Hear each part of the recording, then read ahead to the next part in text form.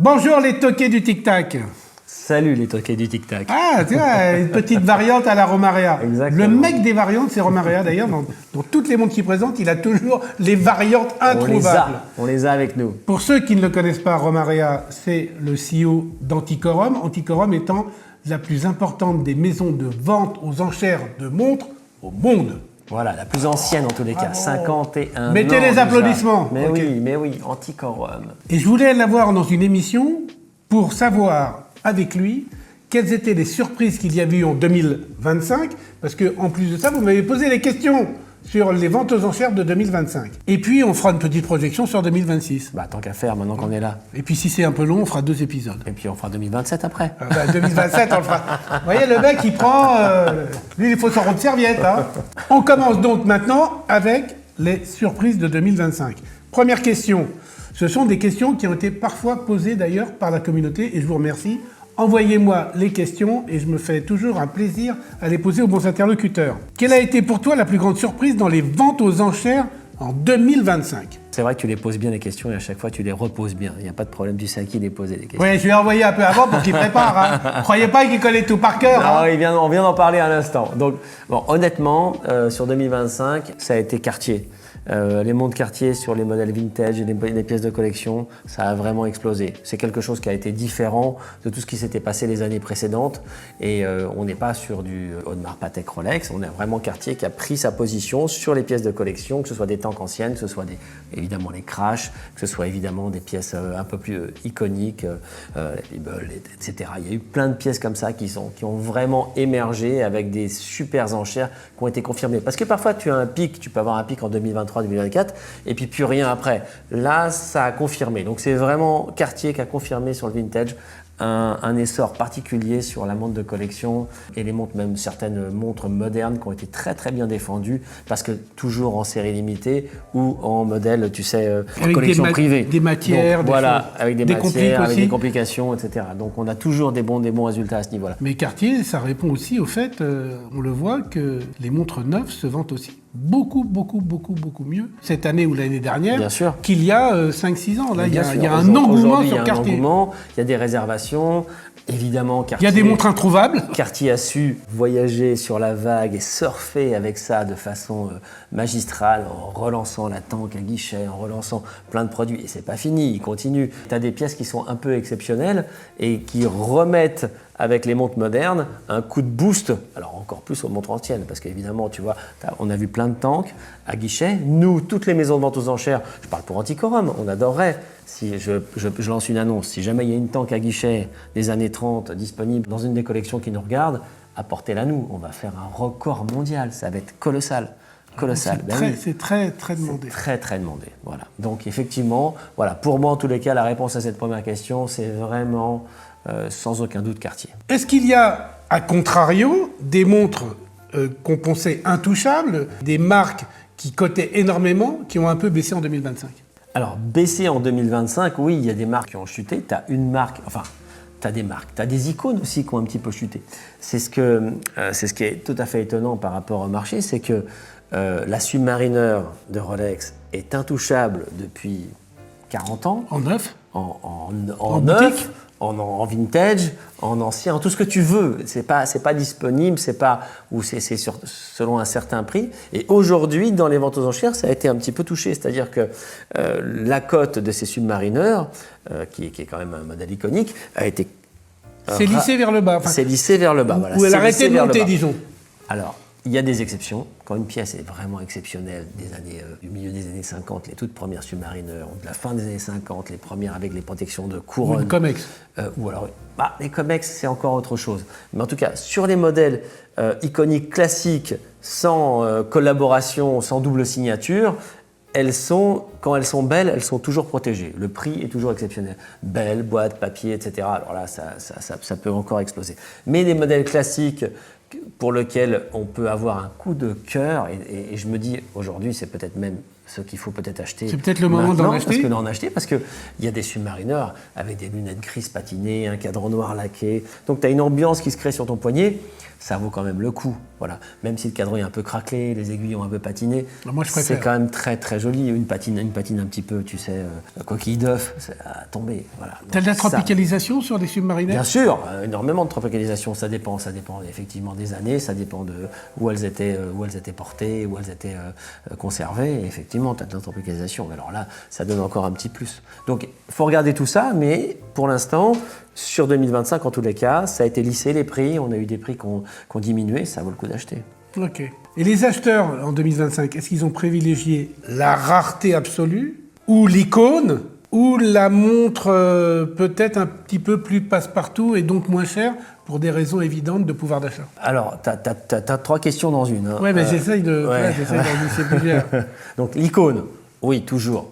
Tout ce qui est iconique, que ce soit la Speedmaster, une petite tank de quartier des années 70, c'est quand même magnifique. Et ça fait partie des pièces qui ont quand même continué à être importantes dans le marché et qui restent importantes dans le marché et qui restent très abordables toujours. Donc c'est ça qui est intéressant. Voilà. Donc icône, oui, la tank de quartier, la Speedmaster, là, on parlait de la Submariner, mais ça reste une icône, donc ça reste quand même des pièces importantes. Le Daytona sans aucun problème. On en Le reparlera plus Daytona, tard. c'est quand même un petit C'est peu encore au-dessus. C'est encore au-dessus. C'est un peu. En réalité, le Daytona, c'est ça qui est génial. C'est un peu la pièce intouchable. C'est-à-dire que tu vois pas comment ça peut chuter. Elle est indéboulonnable. Elle est indéboulonnable, la montre. Dans chaque marque, après, tu peux avoir la Breitling Navitimer, tu peux avoir un Compax de chez Universal Genève. Partout, tu as des pièces qui sont importantes. Là, tu as une Royal Oak. Hein. Là, tu as une Royal Oak, bien sûr. Ça, c'est l'icône absolue, on est d'accord. C'est la première dessinée par Genta. Donc ça, on est dans l'icône intouchable. En plus, là, on est dans une pièce de 1972, donc il n'y a pas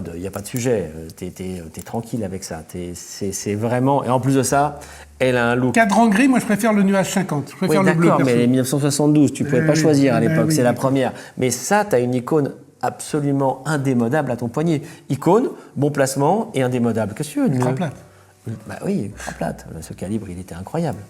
Très très belle montre. Calibre GGR, je le rappelle. Et là, ça fait. GGR, le Coultre, faisait quelques calibres quand même exceptionnels. Ils en font toujours. Avant tout le monde. Ils en font Non, toujours. Ils en font toujours, mais il faut quand même le rappeler, c'est très important. Est-ce que tu as observé un changement dans le profil des acheteurs aux enchères? Oui, absolument. Plus jeunes, plus vieux, Ouais. des régions du monde. Alors, c'est très intéressant. L'arrivée de nouveaux collectionneurs. Ta question, je ne sais pas comment tu l'as fait, mais à mon avis, toi, tu es de l'IA.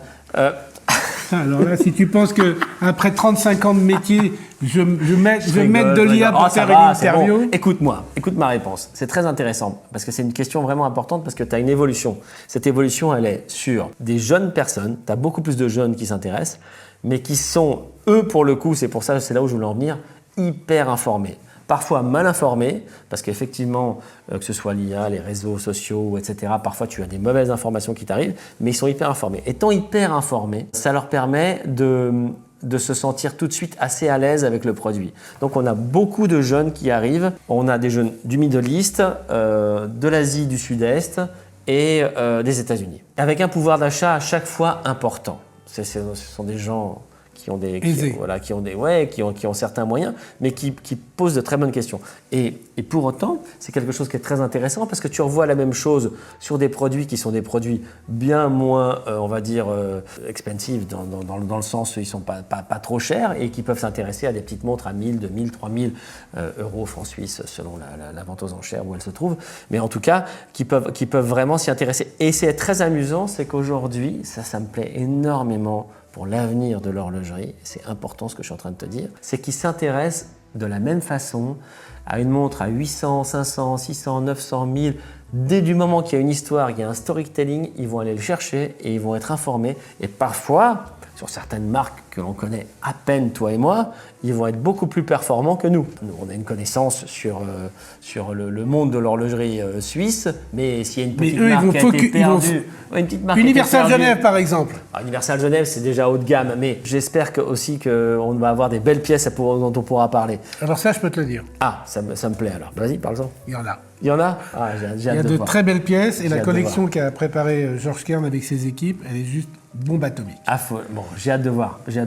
Les gens vont commencer à connaître des chronographes Gallet, tu sais, le petit chronographe avec la forme tonneau et le mouvement qui était tonneau à l'intérieur aussi. Ça, c'est des trucs très techniques. Voilà, la jeune génération de nouveaux acheteurs, ils sont très performants là-dessus. Et ça, c'est exceptionnel parce que tu dis, bah attends, avant, il n'y avait que nous.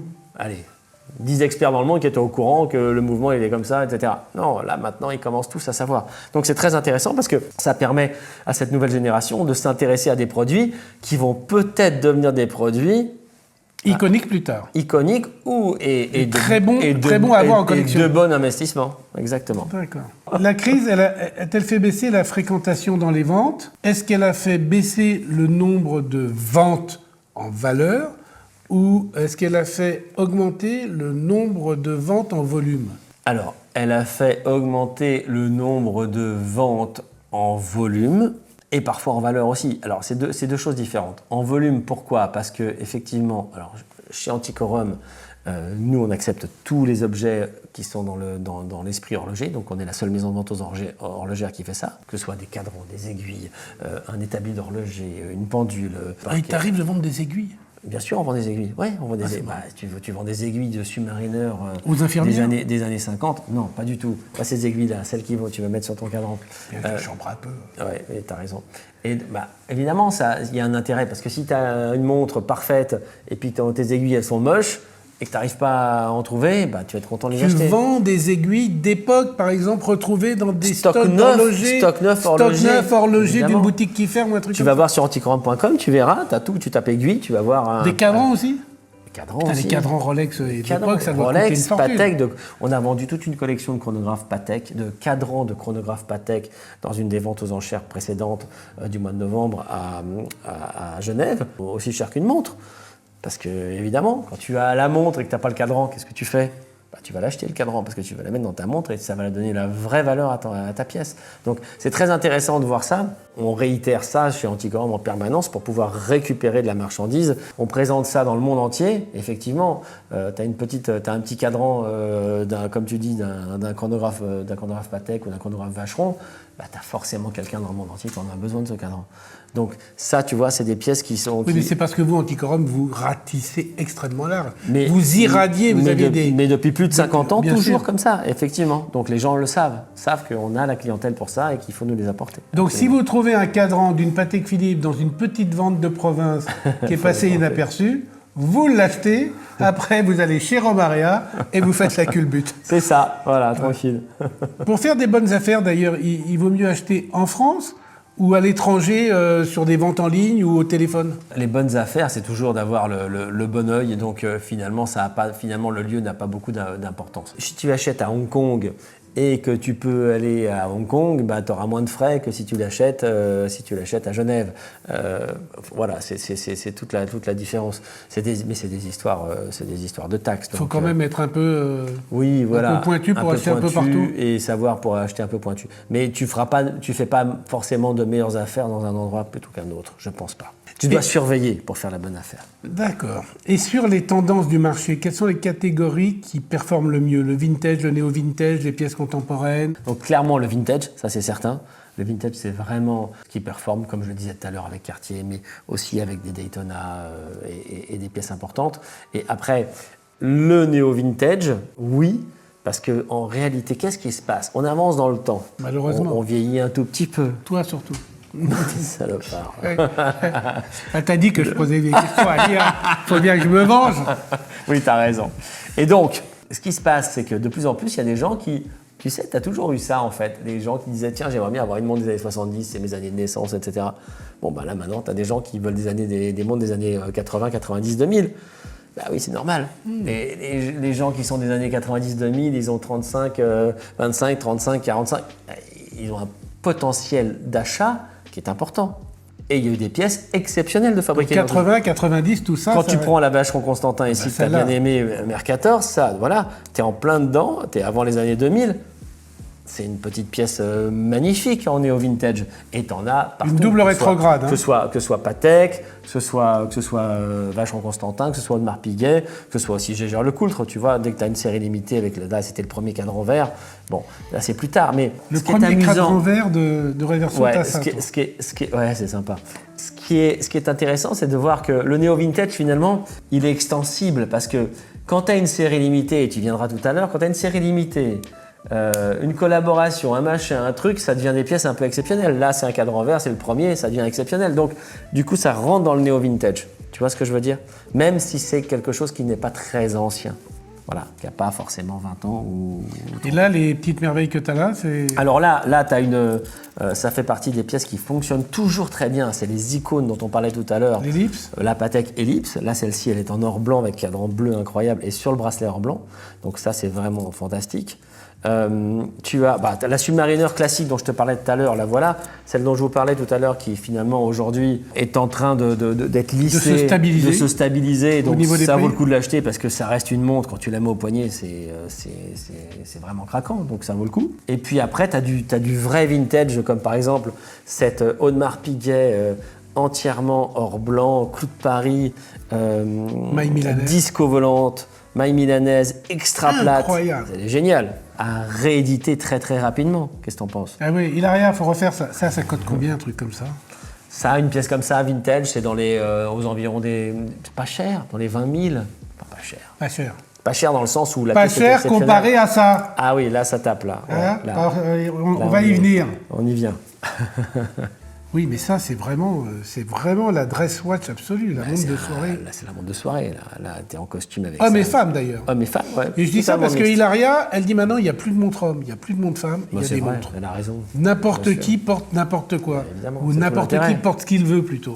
En réalité, aujourd'hui, la clientèle, que ce soit homme ou femme, porte simplement des montres qui leur vont à leur poignet. Voilà, c'est tout. Et qui leur plaît. Et qui leur plaisent. Voilà, c'est tout. Et après, Moi, ma femme, elle aime bien les montres un peu grosses. bien sûr. Voilà. bien sûr, il n'y a pas de... Elle me pique toutes mes montres. Je ne l'ai pas dit. Non, tu l'as Je pas les dit. cache. Je T'es les obligé, cache. t'es obligé de les cacher. Je les cache pour qu'elles ne savent pas où elles sont. Les jantes, évidemment. Dépose-les-nous. Oui. Non, parce que toi, si je les dépose chez toi, après, tu vas me les vendre. Et donc ça, Ça, c'est La recherche absolue. Ça, c'est l'icône absolue. L'icône absolue. C'est le Daytona Paul Newman en or. Celui-ci, c'est un 6241 de 1970. L'état est incroyable. hyper rare en or. Hyper rare en or. Le cadran, regarde le côté crémeux du cadran, c'est assez incroyable. Les compteurs noirs, Il est tout dans un précis. état parfait. Exceptionnel. Donc ça, effectivement, ça fait partie des icônes qui font aussi le marché Plusieurs de l'horlogerie. centaines de parce que- milliers d'euros, ça. Plusieurs centaines de milliers d'euros, mais c'est ça qui pousse aussi, qui tire vers le haut tout le marché de l'horlogerie, parce que des pièces comme ça, c'est des pièces iconiques également, mais qui tirent absolument tout le marché. Parce qu'effectivement, après, tu vois un Daytona classique avec un mouvement zénith dedans, un 16528, ça le tire vers le haut, ça va le monter. Ça vient suivre et ça vient coller un petit peu à l'histoire de l'horlogerie et à ce qui se passera dans les années suivantes dans les ventes aux enchères. Vous retrouvez ça dans le coffre de maman. souvenirs De de maman. votre grand-père, de votre maison de campagne. Vous sortez la montre, vous le mettez chez Romaria, et après vous achetez un château. Hein. Je vous le dis tout de suite. Tranquille. Tranquille. Ça, et dans la boîte là Ah, et dans la boîte, que là, il y a une parce boîte. que tu m'as parlé des montres iconiques, donc j'avais Ouais. pris des montres iconiques. Donc montres iconiques, là, effectivement, on est. Alors ça, c'est intéressant. Peut-être on en Nautilus, reparlera un peu plus tard pour 2026, pour ce qui va se passer en 2026. Mais c'est une pièce intéressante parce que c'est l'anniversaire de la Nautilus. Donc Il va se passer des choses. il va se passer des choses. Donc voilà, c'est son écrin d'origine en liège, super connu, liège et métal. Moi, je trouve ça tellement chou. Quelle idée géniale d'avoir fait ça dans une boîte en liège. On ne sait pas qui a fait la boîte en liège. J'essaie d'avoir des informations. Si jamais on peut On lance avoir des un appel, informations, bien ce sûr. serait sympa Dans les d'avoir commentaires. des Si commentaires. vous connaissez ou si vous savez d'où vient la boîte en liège, si vous connaissez le fabricant, qui a eu l'idée donnez Ouais. des informations Ouais. à Romaria. Ça m'intéresse de savoir ça, parce que je pense C'est pas que ce soit important. Gérald Genta qui ait décidé de l'écrin, mais il a sûrement donné son avis. Peut-être. Mais en tout cas, l'idée était absolument exceptionnelle. J'ai lu plein de choses dessus, mais je ne suis pas tout à fait d'accord avec tout ce que j'ai lu. Donc trouvez-nous la bonne explication. Donc, est-ce qu'en 2025, tu as de nouveaux Graal horlogers qui sont apparus ou des marques qui n'étaient pas recherchées et qui d'un coup sont devenues très recherchées? Peut-être par exemple Universal Genève à cause justement du relancement par Georges Kent de la marque par exemple. Alors effectivement, dès que tu as un relancement de marque ou dès que tu as un anniversaire, effectivement, ça relance le produit. Tu as eu ça pour Omega Mania, tu as eu ça pour les ventes Patek Philippe. Dès que tu as des ventes thématiques, vente Gégère-Lecoultre aussi, qu'on avait fait à l'époque avec Arcurial, ça redonne un boost incroyable à la marque sur les montres de collection, d'occasion ou moderne, sur exactement tout. Donc c'est ce qui s'est passé, on va dire, là, l'année précédente. Effectivement, Universal a commencé à revenir, donc du coup, ça a relancé un petit peu les chronographes Les chronographes, c'est la base importante d'Universal. Et après, tu as la pole rotor avec le micro-rotor. Voilà. Effectivement. Là, ça a été imposant. Et ensuite, tu as tous des petits nouveaux arrivants. Le plus vieux étant François-Paul Journe. Mais François-Paul Journe... J'allais en parler parce que j'ai vu que tu en avais une. Bah ouais, je t'ai apporté J'ai vu que tu en avais une au poignet. C'est pas n'importe laquelle. Non, là, c'est... Parce que ça, c'est une bombe atomique. Ça, c'est une bombe atomique. Qui a été vendue, justement, l'an dernier, qui est la 24e montre fabriquée par François-Paul Journe. Donc, on est vraiment dans les toutes premières pièces de la fin des années 90, fabriquées par François-Paul. Et le client a bien voulu nous l'apporter parce que j'ai dit que j'allais faire une petite vidéo avec toi. Merci, monsieur le client, qui a été cette qui restera montre-là, secret. de nous permettre de l'avoir pour cette émission. Voilà. Incroyable. Là, on est sur une pièce un peu exceptionnelle. Donc effectivement, quand on va sur des pièces comme ça, qui finalement ont été fabriquées à quelques exemplaires, on parle de quelques exemplaires, quand on est dans les Et dizaines. puis c'est François-Paul Journe. Et c'est François-Paul Journe. C'est juste le maître absolu. le maître horloger par excellence. Salut François-Paul. On se fait un oui. restaurant quand tu veux. Mais en tout cas, c'est sympa. C'est des pièces qui sont incroyables et qui sont incroyables depuis tellement d'années maintenant. Quand on va dans ce genre de produit, effectivement, on a toujours de très très bonnes surprises et de bons résultats en vente aux enchères.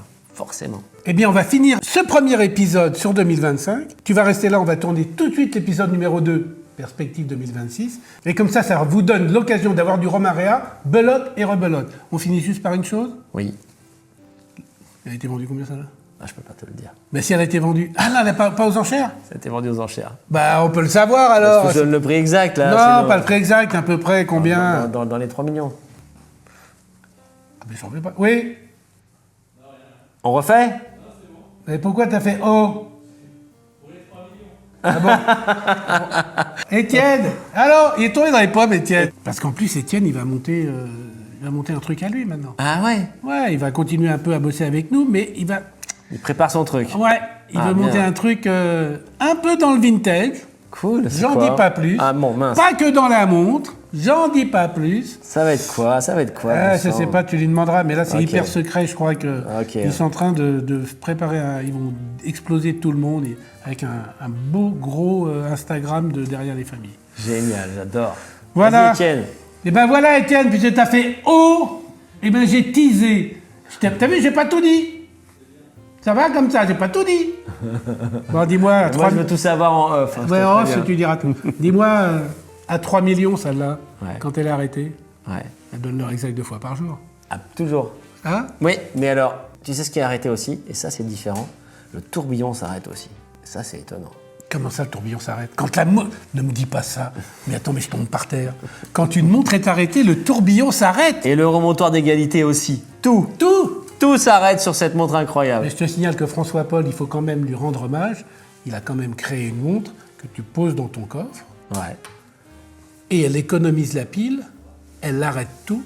Ouais, c'est génial ça. Et quand tu la reprends, elle se remet en marche avec la pile. On en a vendu une en 2025, très très bien d'ailleurs, 80 000 €, incroyable. Le mec est un génie quand même. Ouais, exceptionnel. On finira l'émission, le président numéro 1 sur ça. François-Paul est un génie. Salut François-Paul. Et puis il faut que tu l'invites à déjeuner. Parce on a un déjeuner, ça fait longtemps qu'on ne s'est pas fait un déjeuner. Il attend.